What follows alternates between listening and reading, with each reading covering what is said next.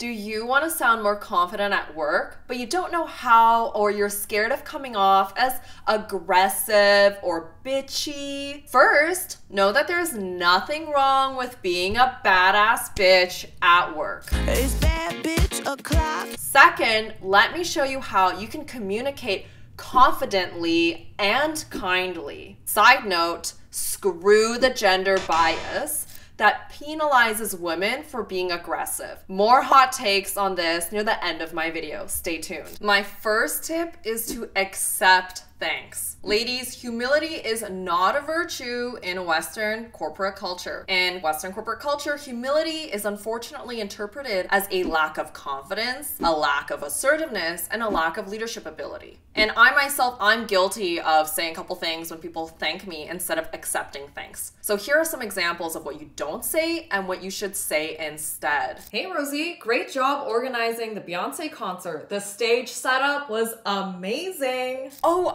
no worries. You shouldn't thank me. It was all the stage manager. Like, I really barely did anything.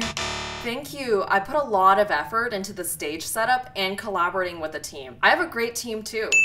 In my example, I made sure to accept thanks, state my contribution, and also give thanks to other team members as well. So give it a try. So my next tip is to stop asking for permission. Stop asking if you can do things. Would you be able to do this? Do you mind if I can do that? No.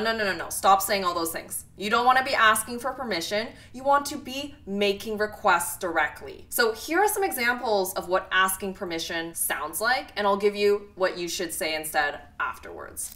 Do you mind if I review our draft before we submit our presentation? Hey, let me review our draft before we submit our presentation. I'd like to finalize the last section. Hey, sorry to bother you, but would you be able to check the latest report? Please check the latest quote and let me know if you have any concerns. Could I just submit my presentation tomorrow? I have way too much work on my plate right now, like, I don't know. I plan to submit the presentation tomorrow due to other high priority tasks. I hope that's okay. Hey, excuse me, is it okay if I follow up with you tomorrow? Like, I don't want to bother you, but like, I do need to follow up with you. Hey, I'll follow up with you tomorrow, thanks.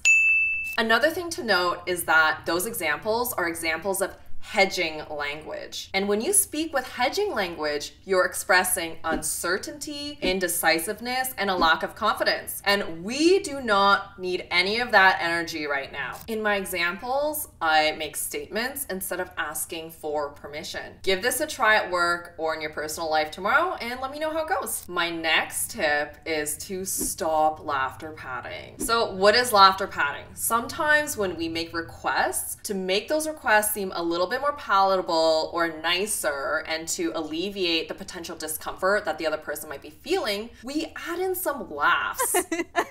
Yeah, it does sound awkward, right? So your confidence really comes through when you show that you're comfortable with silence. Instead of pausing to add awkward laughter, you can pause with intention and confidence in the silence. So I'm totally guilty of sometimes adding awkward laughter into what I say. It takes practice and self-awareness to make those small changes in your speech. Let me show you a couple of examples. Hey, I know this meeting is like super boring, but if you don't mind bearing with me, I'm sure we'll be out of here in no time. Like, I really don't want to be wasting any of your time. Hey, thank you for joining the meeting. Based on the agenda I just sent over, it looks like we probably don't need the full 30 minutes. So let's get started. Notice how the second answer sounds way more confident than the first. Pay attention and practice, practice, practice. Another great confidence boosting tip is to stop over apologizing. Now, don't get me wrong, apologizing and owning up to mistakes really takes a lot of courage and strength. But over apologizing is a weakness in personal and professional settings. So we don't want to do any of that, okay? Over apologizing minimizes yourself, your presence, and your contribution. We do not want to minimize ourselves. Repeat after me. We do not want to minimize ourselves. So being more intentional in how you express yourself will help you gain authority and leadership. Also, side note, do not apologize for things outside of your control because you have no control over it. Why should you be apologizing? Let me show you a couple of examples where you go from over apologizing to responding with confidence. Sorry I'm late. My last meeting ran over. I couldn't leave the call. Like, should we start the meeting now? Thank you for being patient. Let's get started. Sorry, like, I won't be able to make it. Unfortunately, I can't make it, but let's sync up later. It's really important to practice self-awareness to identify when you typically tend to over-apologize. And then once you have self-awareness, you can start adding in the new phrases to replace your old apologizing self with a new badass bitch, okay? My next tip to improve how you speak with confidence is to stop saying I think. So similar to asking for permission, saying I think expresses uncertainty, indecisiveness, and a lack of confidence. So let me show you what to say instead. Hey, so how should we improve the next Beyonce concert? I think we could focus more on marketing. Let's focus more on marketing. I think we should start by asking the marketing team. Why don't we start by asking the marketing team?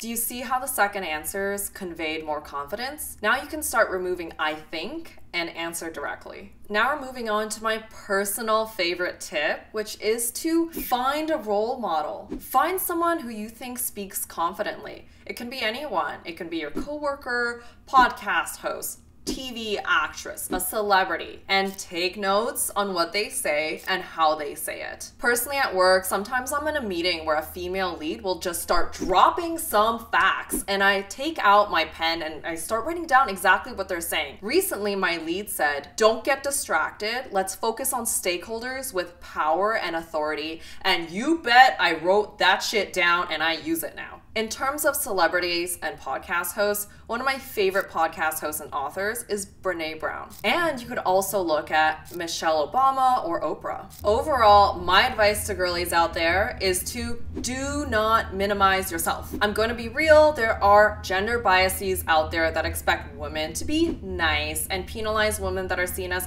aggressive or difficult, which is completely unfair, but that's the reality of the world we're in right now. A Harvard Business Review study shows that women sometimes use intentional invisibility to stay under the radar. These women are well liked, but underappreciated. And you know what? We as women, we do not accept being underappreciated anymore. We're done with that energy. Goodbye. We can be direct, confident, and kind at work. So ladies, this year I challenge you to take up space.